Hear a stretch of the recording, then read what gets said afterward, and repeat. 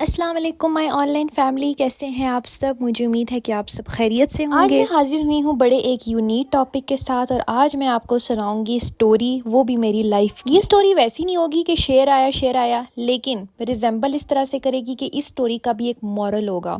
میں نے اپنی لائف سے کیا چیز سیکھی، کب سیکھی اور کیسے سیکھی، آج میں آپ سب کے ساتھ شیئر کروں گی۔ تو جناب کہانی کا آغاز کرتے ہیں۔ یہ ہے قصہ 2018 کا۔ 2018 میں ایک ایسا وقت آیا کہ جب میں بہت زور کی بیمار پڑ گئی۔ مجھے کوئی بڑی بیماری نہیں تھی الحمدللہ، لیکن مجھے ایک نارمل سا تھروٹ انفیکشن ہوا تھا، اور وہ تھروٹ انفیکشن بگڑ گیا، اس حد تک بگڑ گیا کہ مجھے روز جا کے ڈاکٹر کے پاس ڈرپ لگوانی پڑی۔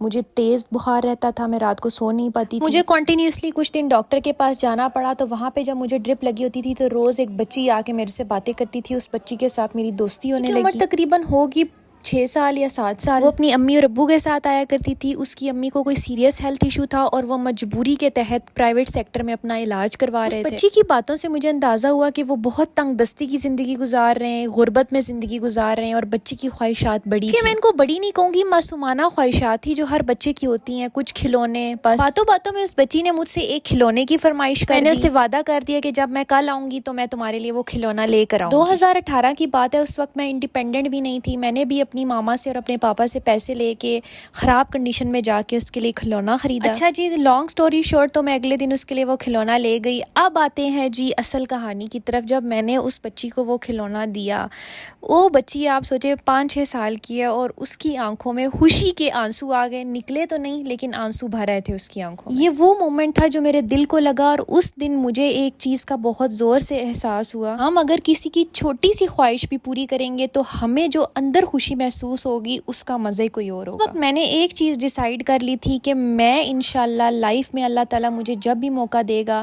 میں ایسے لوگوں کی مدد ضرور کروں گی۔ اپنا پیسہ کما کے خود پہ لگانے کا اتنا مزہ نہیں ہے جتنا اپنا پیسہ کما کے دوسروں کی ضروریات پوری کرنے میں۔ میں ایک چیز کلیئر کر دوں کہ میں کوئی اپنی اچھائی کا قصہ نہیں سنا رہی، اور بہت سارے لوگ یہ بھی بولتے ہیں کہ نیکی کر اور دریا میں ڈال، ایسا کوئی مقصد نہیں ہے۔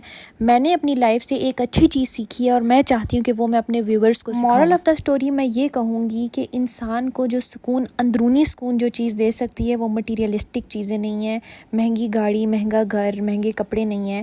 اگر آپ ہلکی سی بھی دوسرے کی مدد کر دیں گے نا، تو جو خوشی آپ کے اندر سے محسوس ہوگی اس کا مقابلہ کوئی نہیں کر سکتا۔ آپ کسی کی چھوٹی سی مدد کریں اور اس کی دعا آپ کو عرشوں تک لے جائے۔ کیونکہ پرسنلی میں دعاؤں پہ بہت بلیو کرتی ہوں۔ آپ بھی اس چیز کو اپنی زندگی میں شامل کر لیں کہ آپ کو جب بھی موقع ملے گا آپ دوسروں کی ہیلپ ضرور کریں گے۔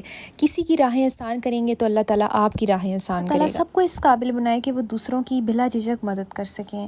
آئی ہوپ سو کہ آپ کو آج کی میری سٹوری پسند آئی ہوگی اور آپ کو پازیٹیولی امپیکٹ کرے گی۔ اللہ حافظ۔